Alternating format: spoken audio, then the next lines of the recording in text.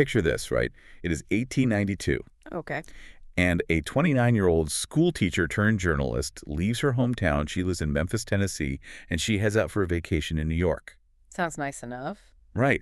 But while she's gone, a mob of furious, highly powerful businessmen completely ransacks her newspaper office.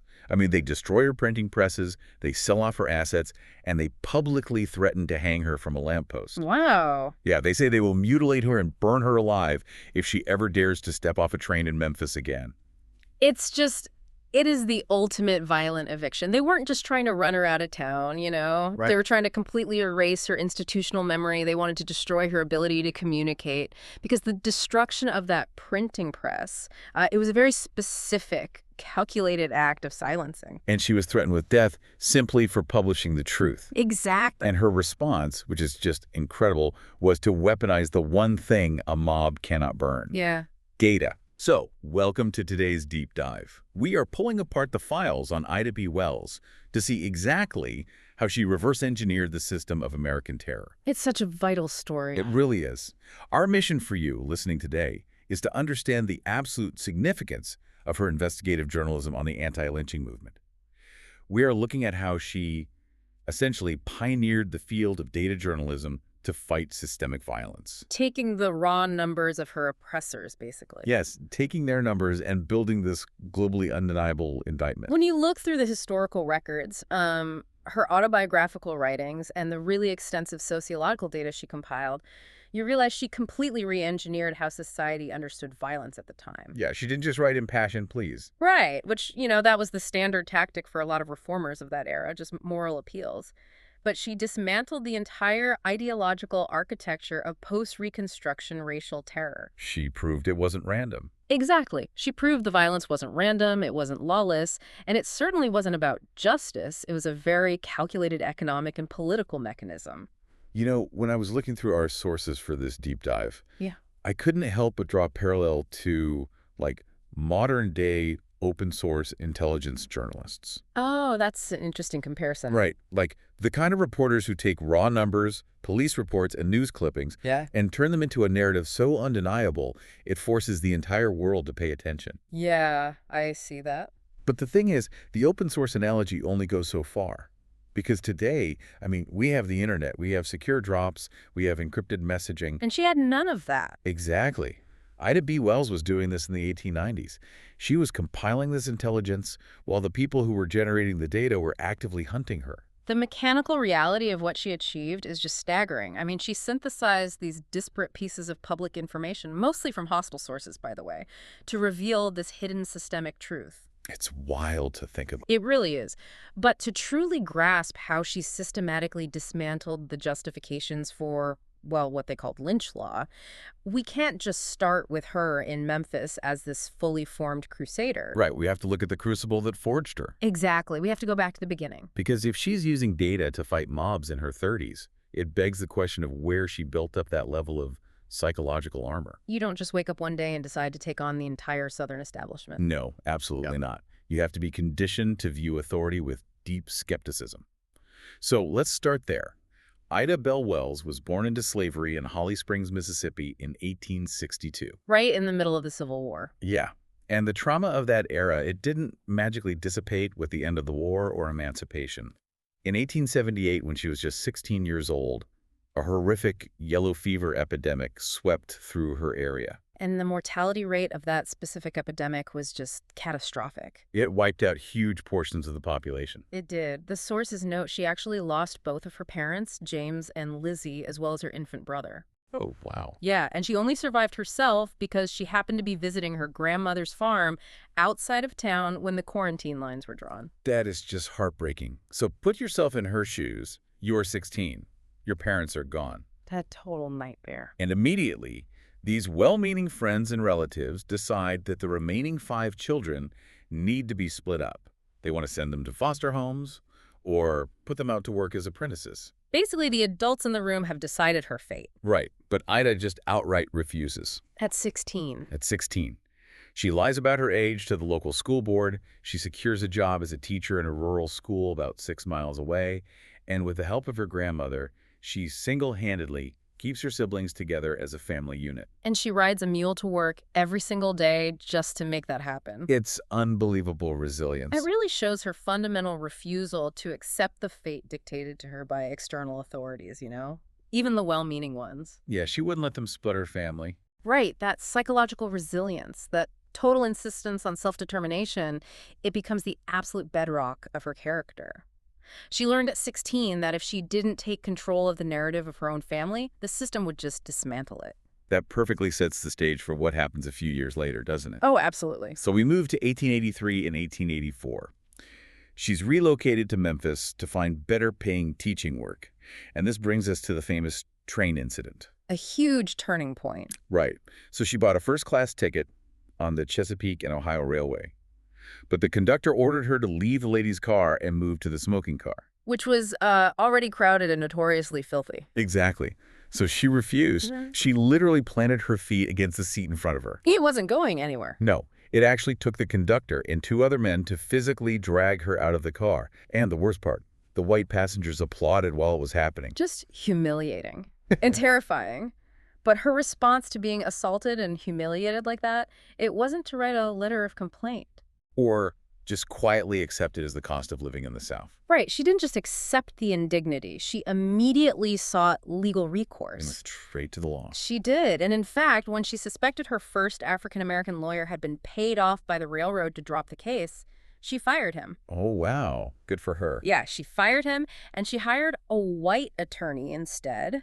She sued the Chesapeake and Ohio Railway, and she actually won. She won the initial case. She did. The local circuit court awarded her a $500 settlement. Okay, I really have to push back on how we usually talk about this era, because the immediate reflex for a lot of people is to call her the Rosa Parks of her time. I hear that comparison a lot. Right, and I get the parallel, obviously, refusing to give up a seat. But framing it that way kind of obscures the incredible legal sophistication of what Wells was doing here. Oh, so? Well, she did this 70 years before the Montgomery bus boycott. And it wasn't a coordinated act of civil disobedience organized by a larger movement, Right, she was completely on her own. Exactly. It was a solitary, highly complex legal battle against a corporate giant. The sheer audacity of a young black woman in her early 20s suing a major railroad company in the 1880s South, it shows this profound grasp of civic boundaries. She knew her rights. She was demanding that the legal system uphold its own stated contracts. She bought a first-class ticket, so she demanded a first-class seat. It is a really critical distinction. She wasn't just protesting, she was actively litigating.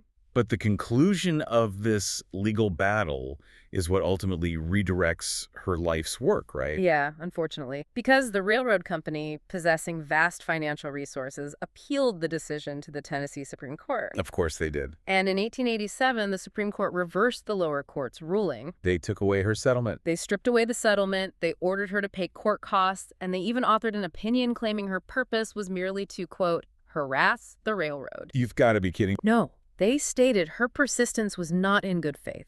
They essentially accused her of orchestrating the entire assault just to extort the company. That is maddening.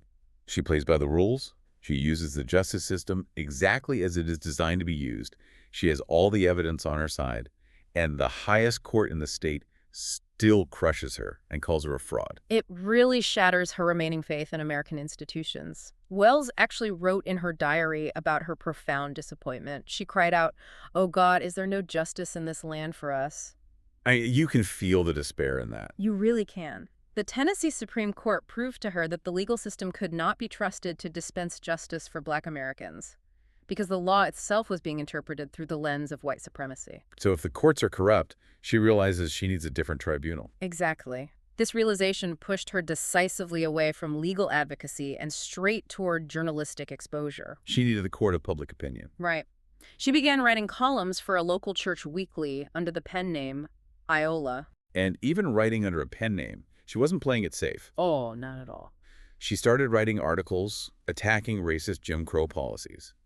She exposed the unequal, terrible conditions in the segregated black schools where she taught. She called out the Board of Education directly. Yeah, she pointed out the poor funding and the inadequate buildings, which inevitably got her fired by the Memphis Board of Education in 1891. While that was definitely devastating financially at the time, getting fired actually liberated her. It took away their leverage. Exactly. It removed the leverage the state held over her livelihood. She transitioned into full-time journalism, becoming the co-owner and editor of a Black-owned newspaper called the Free Speech and Headlight. So the loss of faith in the courts and then her forced exit from the teaching profession, it basically primed her. She was perfectly positioned for what was coming. She was now a full-time independent investigator, which was exactly what she needed to be for the incredibly dark realization waiting for her in Memphis. Because suing a railroad is one thing, but facing down a lynch mob is a completely different universe of risk. How does she even bridge that gap? It happens because of an unimaginably personal catalyst. It hits very close to home. Let's look at the South Memphis neighborhood that was nicknamed the Curve in 1892. There was a very successful African-American cooperative grocery store there called the People's Grocery. Right, and the People's Grocery was co-owned by Thomas Moss. He was a very prominent, highly respected figure in the community. He was a postman. He was a postman, a business owner, and, crucially, a close personal friend of Ida B. Wells. She was actually the godmother to his first child. Oh, wow. So this wasn't just a distant news story for her? Not at all. This was her inner circle. This was family. The grocery store was thriving, so much so that it was actively cutting into the profits of a white-owned grocery store right across the street, which was owned by a man named William Barrett. And you can just feel the tension building in the historical sources. It's this pressure cooker of economic anxiety. And it ignites over something so trivial. A squabble over a game of marbles between a young black boy and a young white boy outside the store. Right, kids fighting over marbles. But the adults get involved. A physical altercation breaks out, and Barrett, the white store owner, totally weaponizes the situation. What does he do? Barrett goes to the police and claims there is an armed rebellion brewing at the People's Grocery. He completely manipulates the local authorities, playing on the absolute deepest fears of the white establishment. So he turns a fistfight into a fake uprising. Yes. A confrontation ensues where white deputies, who are operating much more like an armed gang than actual law enforcement, they fire into the store in the middle of the night. And the men inside don't know it's the police. Right, it's the middle of the night, they're being fired upon, so they fire back in self-defense, and they end up wounding a deputy. Which is exactly what Barrett wanted. It played right into his hands. Yeah. The local white newspapers immediately print these highly sensationalized reports, framing the whole thing as a violent black uprising. And that framing leads to the arrest of Thomas Moss, along with two of his employees, Calvin McDowell and Will Stewart. They are thrown into a jail cell. And then, in the early hours of March 9th, 1892, a mob of 75 masked men marches into the jail. They drag these three men out, take them to a rail yard, and brutally murder them. It's just horrific. Moss's final words before he was shot were, "Tell my people to go west. There is no justice here." And Wells was actually out of town in Mississippi when the murders occurred. Thank goodness, or she might have been targeted too. Truly. But when she returned and learned her friends had been lynched, she didn't just write a standard obituary. She used her newspaper, the Free Speech, to broadcast Moss's final words. Go west. Yes. She urged the black citizens of Memphis to pack up their belongings, save their money, and leave a town that would neither protect their lives nor grant them a fair trial. She advocated for mass exodus. She did, specifically to Oklahoma. And the astonishing part is, thousands of people actually took her advice. Thousands, really? Yes. The streetcar lines and the local businesses felt an immediate, severe economic contraction because so many people just up and left. That is powerful. But the escalation from a marbles game to a triple lynching and a mass exodus, it's just dizzying. Really want to dig into the mechanics of this for you listening. How frequently was economic jealousy disguised as a riot or a rebellion during this era just to justify this kind of extreme violence? It was a highly systematic pattern, actually. The lynching of Thomas Moss had absolutely nothing to do with crime or law enforcement or any real rebellion. It was a hit. It was a targeted assassination of black economic progress. Moss was a threat simply because he was successful. He was cutting into Barrett's profits. Exactly. He was living proof that African Americans could thrive economically, independently of white control, and compete directly with white businesses. His success completely undermined the core tenet of white supremacy, which insisted on Black inferiority and dependency. So the mob violence was essentially extreme market manipulation, neutralizing the competition through absolute terror. That is exactly what it was. And this tragedy, it really cracked the code for Wells. Up until the murder of Moss, even Wells, to some extent, had accepted the prevailing narrative pushed by the mainstream press. Which was what? The narrative that lynching, while horrific and lawless, was usually a spontaneous reaction to actual heinous crimes committed by Black men. Oh, I see. She thought maybe there was at least a crime that sparked the overreaction. Right. But knowing Thomas Moss, knowing his impeccable character, his peaceful nature, and seeing his economic success, she experienced a massive paradigm shift. She saw behind the curtain. She saw the underlying socioeconomic motives. It wasn't about punishing crime at all. It was about maintaining white supremacy, enforcing social control, and crushing Black advancement. So with her eyes open to that economic motive, she aimed her pen at the deepest, most pervasive myth of the post-Reconstruction South. She went right for the foundation. She didn't stop at just mourning Moss. She began a rigorous, incredibly dangerous investigation into other lynchings across the region. She wanted to see if the Moss case was an outlier or if it was the rule. And what she uncovered was so explosive, it ended up costing her her home. Let's talk about what she found. She began systematically looking into the official justifications given for lynchings. The dominant narrative pushed by the white establishment, the politicians, and the mainstream press was that lynch mobs were a necessary, albeit unfortunate, mechanism to protect the virtue of white women. The protection of womanhood excuse. Yes. The claim was that Black men were being lynched primarily because they were assaulting white women. It was a narrative explicitly designed to make the violence seem like a chivalrous defense of purity. And Wells discovers that this is a completely fabricated narrative, a threadbare lie, as she famously called it. Her investigations revealed that in case after case, the allegations of assault were entirely baseless. She found that many cases actually involved consensual, clandestine relationships between white women and Black men. Oh, wow. So they were willing partners. Yes. But when these relationships were discovered by the white community, the white women, facing total social ruin or worse, would cry rape to protect their own reputation. That is devastating. And in other cases, like with Thomas Moss, the sexual assault narrative wasn't even present. It was purely about economic or political suppression. But the general aura of the protection of womanhood was still used to excuse the culture of lynching as a whole. So she has the truth now. She had the case studies. And on May 21st, 1892, she puts it all in print. A very bold move. She publishes a scorching editorial in the Free Speech explicitly refuting the rape myth. She writes that nobody believes this threadbare lie, and she issues a warning that if Southern men aren't careful, the truth might come out and severely damage the moral reputation of their women. You have to understand the sheer terrifying danger of the interception of race, gender, and power in 1892. I can't even imagine. For a Black woman to publicly state in print that white women were willingly engaging in relationships with Black men and that white men were using the myth of rape as a cover for economic terrorism, it was considered the ultimate heresy. It struck at the very core of Southern patriarchal identity. Exactly. It threatened everything they built their social order on. And the white press in Memphis completely explodes in response. They print pieces calling her a scoundrel and a wretch. One paper explicitly calls for a mob to tie her to a stake, brand her forehead with a hot iron, and mutilate her. They aren't using coded language at all. No, they are publishing detailed death threats in the daily paper. Which brings us back to the violent eviction you mentioned right at the start of our deep dive. A white mob gathers, they march to the Free Speech office, and they completely destroy the building. They smash the printing presses. They force her business partner to flee the city under threat of immediate death. They even go to the train stations to wait for her, fully intending to murder her when she arrives. But fortunately, Wells was in Manhattan on vacation when the editorial actually dropped. A stroke of luck. She was warned by friends that she would be killed if she returned to Memphis. So people often use the analogy of a modern state-sponsored cyber attack when talking about silencing journalists today, right? Yeah, you take their servers offline, you freeze their bank accounts. Exactly. But that analogy is way too clean for what happened to Wells.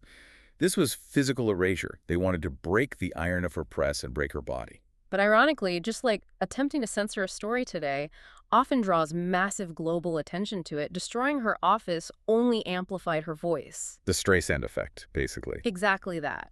Exiled in New York, completely cut off from her home, she doesn't stop.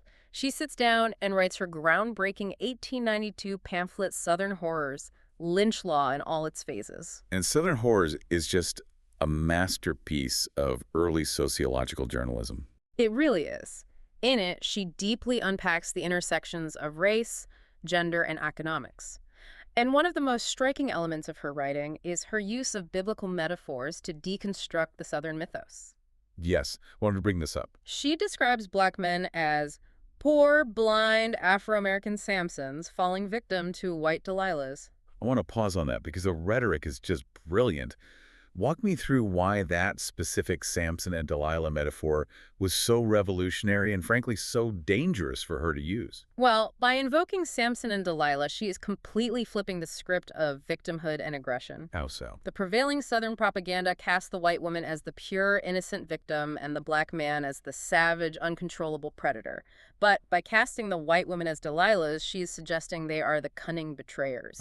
They are the ones who entice and then destroy. Yes, they are the ones who destroy the strong but blind Samson.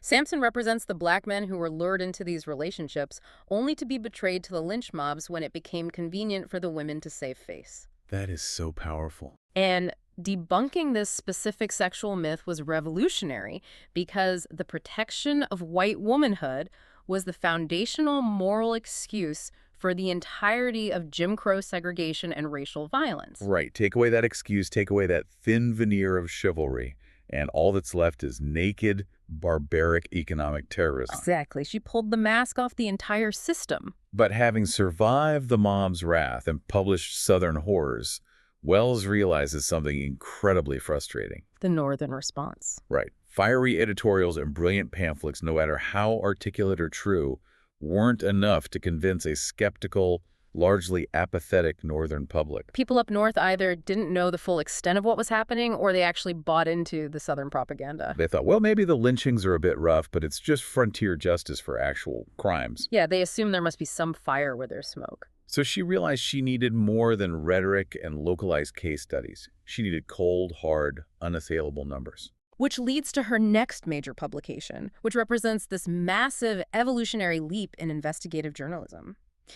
In 1895, she publishes A Red Record. And this wasn't just a brief pamphlet. No, it was a 100-page sociological investigation packed with 14 pages of meticulous statistics on lynchings from 1892 to 1895. Okay, walk me through the mechanics of that, because she is exiled in New York and then later Chicago. She cannot physically travel to the sites of these lynchings in the Deep South without being murdered on site. Right, it's too dangerous. So how does she compile 14 pages of accurate statistics on deeply localized violence? It's brilliant. She relies heavily on press clipping services and telegraph reports. But the genius part of her methodology is who she is clipping. It wasn't the black press.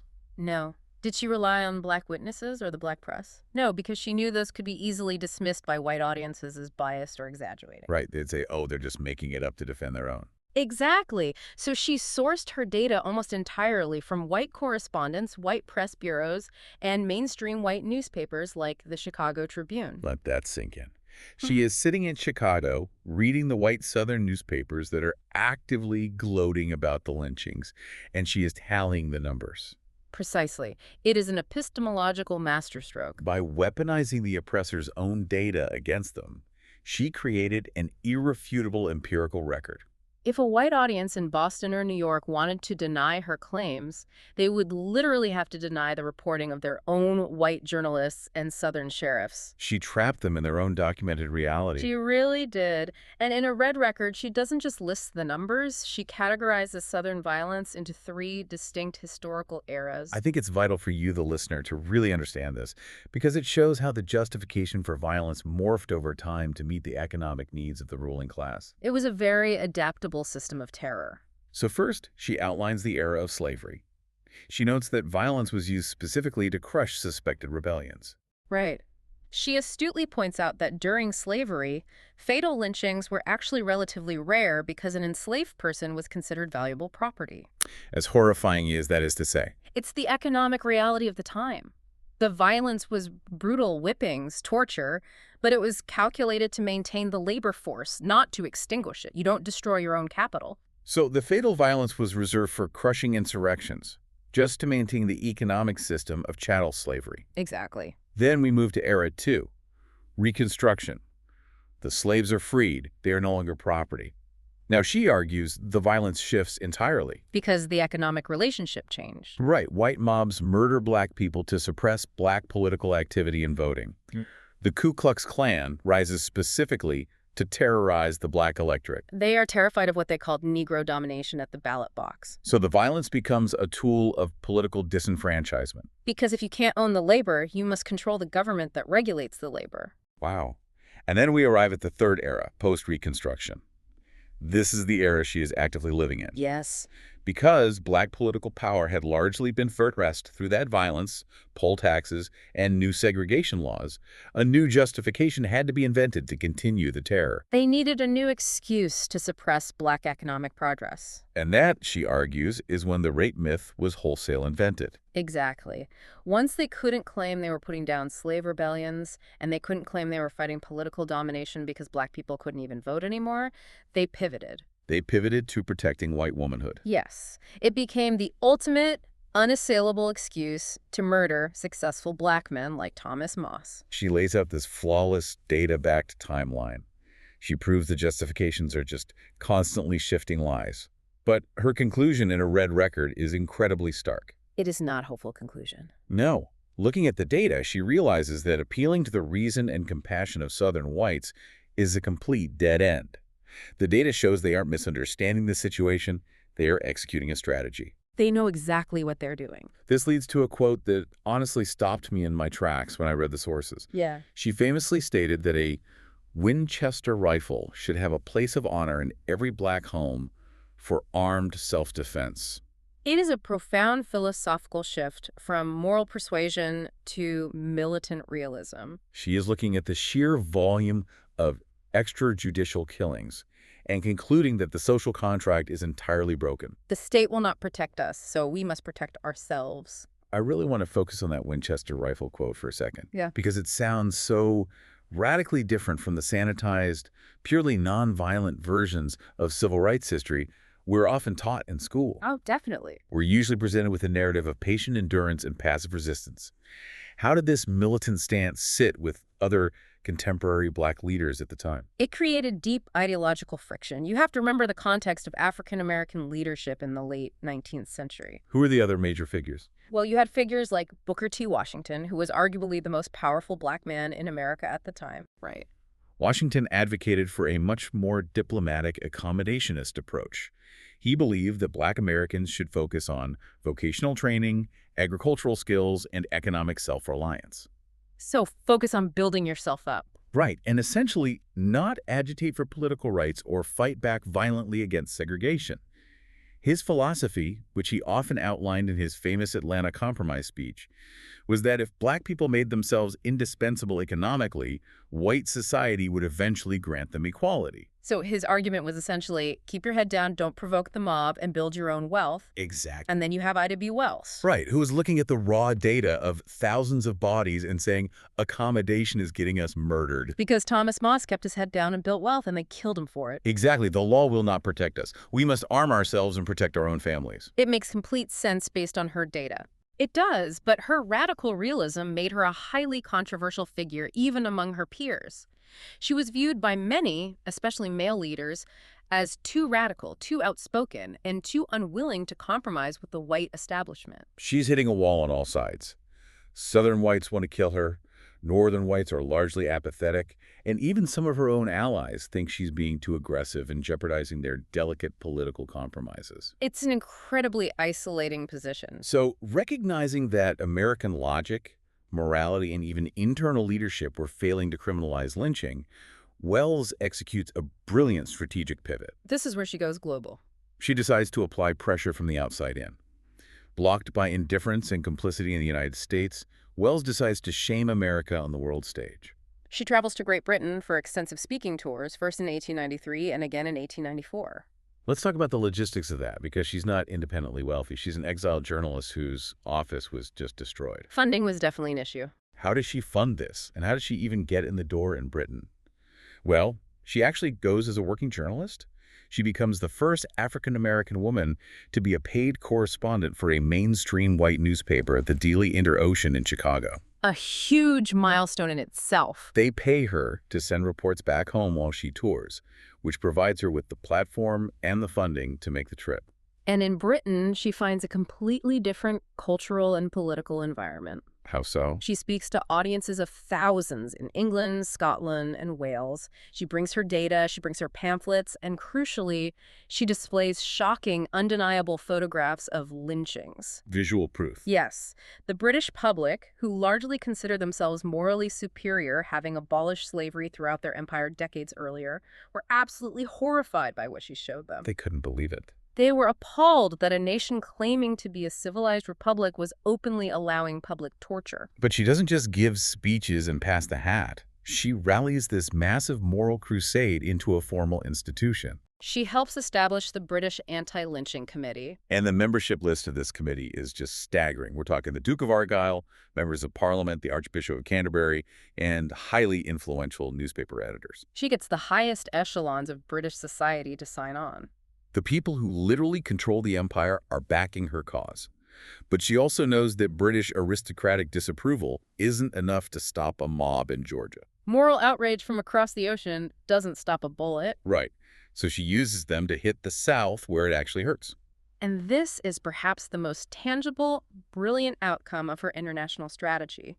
Her tours generated such intense outrage that British textile manufacturers, the very people who buy the raw materials from the American South, imposed a temporary boycott on Southern cotton. I really want to highlight this for you listening. Think about the strategic foresight here.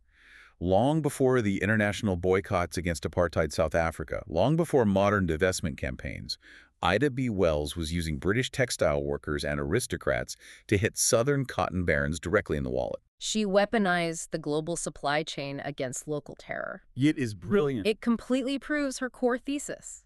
Moral appeals don't work on systems of oppression, but economic pressure does. Money talks. By leveraging Britain's moral high ground and massive economic purchasing power, she successfully bypassed American political gridlock. She knew that the Southern businessmen who tolerated or participated in lynchings cared way more about their export contracts than their racial ideologies. Exactly. And the reaction back in the United States proved just how effective she was being. Oh, the American press completely lost their minds.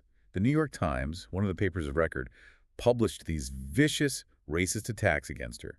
They famously called her a slanderous and nasty-minded mulatress. But notice they weren't attacking her data. No. They couldn't refute the statistics because the statistics were from their own reporters. Right. They had to attack her personally because she was making them look barbaric on the global stage. The vitriol proved she had struck a vital nerve. She forced Southern businessmen who previously ignored or silently supported the Bobs to publicly condemn the practice of lynching just to save their cotton contracts and their international reputation. It was a massive strategic victory. Her international fame solidified her leadership.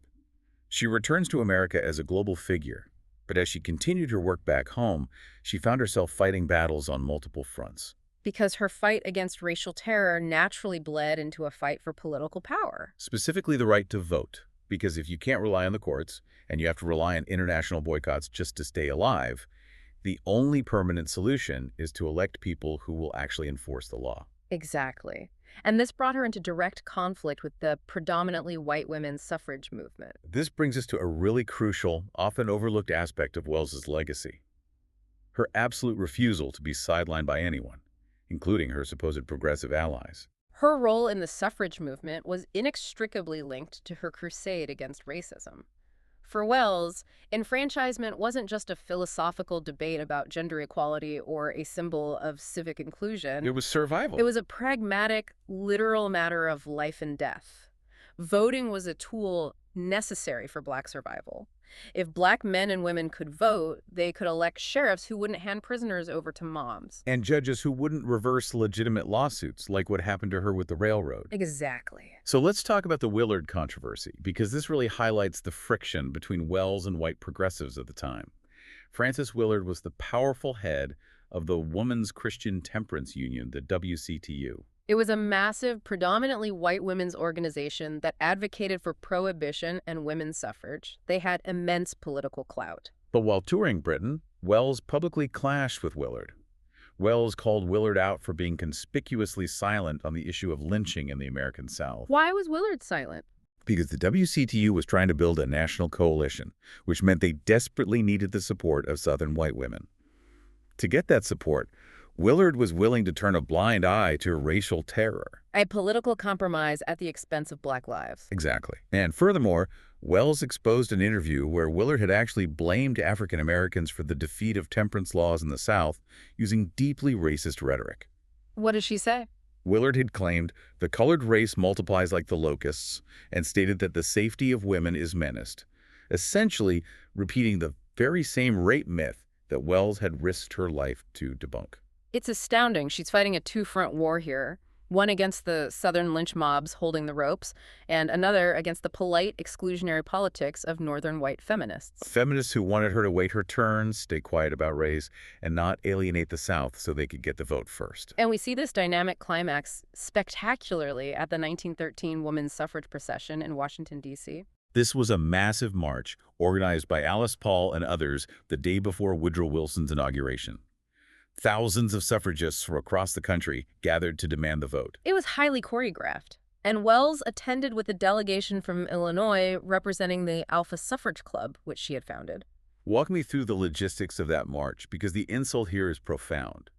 The white leadership of the parade tells the black delegates, including Ida B. Wells, that they cannot march with their respective state delegations. They are told they have to march in a segregated unit at the very back of the parade. Why? Because the organizers didn't want to offend the Southern white women who were participating. They were willing to segregate their own movement for political expediency. It is a profoundly insulting demand from women who claim to be fighting for universal equality. But Wells's response is legendary, and it really speaks to her understanding of optics and power. She flatly refuses to go to the back. When the parade begins, she seemingly disappears into the crowd of spectators along the route. She just waits. She watches the procession until the white Illinois delegation passes by. And then she boldly steps right out of the crowd, inserts herself into the very front of the Illinois delegation, links arms with two white colleagues who supported her, and marches the rest of the road exactly where she belonged. Right in front of the National Press Corps. It's defiance in its purest form. She refuses to be erased by her enemies, and she refuses to be hidden by her allies. And back home in Chicago, she continues to build real institutional power. With the Alpha Suffrage Club. Right. She founds it as the first organization of its kind in Chicago, specifically to teach black women civic engagement, how to register to vote, and how to leverage their voting power as a bloc to elect black officials. Which they actually did. They played a massive role in electing Oscar DePriest, Chicago's first African-American alderman. If we trace this trajectory, from her localized data collection in Memphis, to her international tours, to her clash with white suffragists, we are essentially tracing the origins of what we now call intersectional feminism. Long before the term was officially coined. Long before scholars like Kimberly Crenshaw coined it, Wells was living it and weaponizing it. She understood and articulated clearly that she could not separate her identity as a woman from her identity as a black American. The systemic racism she faced compounded the sexism, and the sexism compounded the racism. Exactly. She refused to choose which part of herself to advocate for. And she did all of this while navigating a remarkably complex personal life. In 1895, the exact same year she published a red record, she marries Ferdinand L. Barnett. He was a prominent attorney, a civil rights activist, and a newspaper owner in Chicago. Right, so she becomes Ida B. Wells-Barnett. He already has 2 sons from a previous marriage, and together they have 4 more children. And she famously insisted on balancing a highly demanding family life with her national activism. She didn't retire to the domestic sphere. She even brought her nursing infant with her on speaking tours. Which was incredibly unusual and heavily criticized at the time. Oh, severely criticized. Even towering figures like Susan B. Anthony criticized her, claiming she seemed distracted by motherhood and should be dedicating all her time to the movement. But Wells saw her public activism and her personal life as deeply connected, not at odds, right? Exactly. For example, when she realized there were no educational opportunities for her young black children in Chicago, she didn't just complain about it. She founded the city's first kindergarten prioritizing Black children. Her activism was always grounded in the practical survival and advancement of her community and her family. If the system won't provide it, we will build it ourselves. And if the system attacks it, we will expose them with their own data. That seems to be the guiding philosophy of her entire life. So as we wrap up this deep dive into the archives, let's summarize the sheer awe-inspiring legacy of Ida B. Wells. It's quite a journey. We started with an orphan teenager in Mississippi fighting the courts to keep her family together. We end with an investigative titan whose meticulous data collection shook the global economy, shattered the deepest, most violently protected myths of white supremacy, and laid the absolute foundation for the modern civil rights movement and modern investigative journalism. And it is definitely worth noting, she was finally, posthumously, awarded a Pulitzer Prize Special Citation in 2020. It's about time. It was for her outstanding and courageous reporting on the horrific and vicious violence against African Americans. It is a legacy of relentless, unyielding truth-telling. She proved that when faced with overwhelming terror, clarity and empirical evidence are the sharpest weapons available. Which leaves us with a rather provocative thought to consider as we look at how she operated. What's that? Ida B. Wells changed the world by exposing the threadbare lies of her time. She didn't rely on opinions or moral pleading. She used raw, undeniable data to prove that the stories society told itself to justify cruelty were entirely fabricated. So to you, the listener, we ask, what are the threadbare lies in our own society today? What are the justifications, the conventional wisdoms that we accept without actually looking at the underlying data? Because if Ida B. Wells were here today with her data and her pen, what uncomfortable truths would she force you to look at right now? Think about it. Thanks for joining us on this deep dive, and keep questioning the world around you.